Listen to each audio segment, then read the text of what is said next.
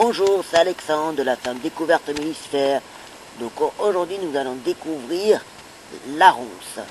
Donc la ronce, comme vous pouvez la voir devant vous, c'est une plante grimpante.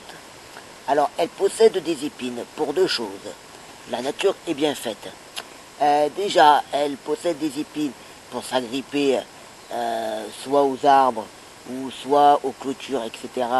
pour qu'elle puisse pousser et s'épanouir. Et deuxième chose, c'est contre les prédateurs.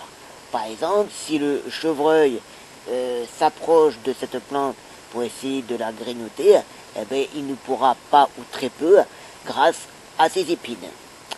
Ensuite, la floraison de la ronce se passe au printemps et pour obtenir des fruits, c'est plutôt entre juillet et octobre.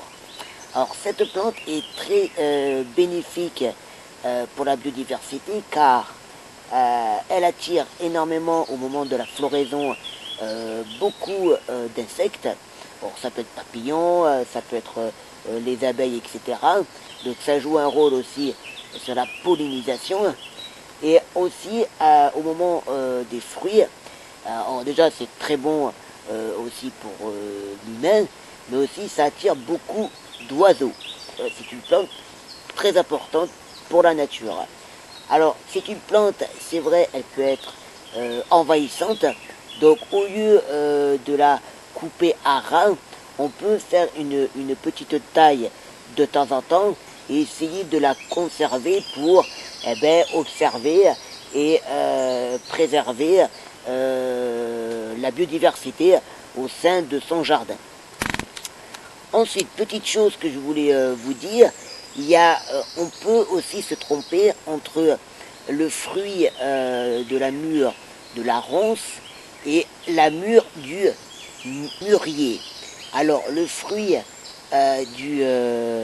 de la ronce, on l'appelle la mûre. Et ensuite, le fruit du mûrier, on l'appelle la mûre aussi.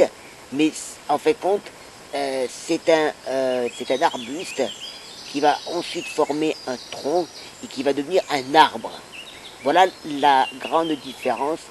La ronce est une plante grimpante et le mûrier, c'est un arbre.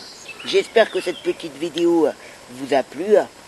Si vous avez des questions, n'hésitez surtout pas. Vous pouvez aussi vous abonner à ma chaîne YouTube.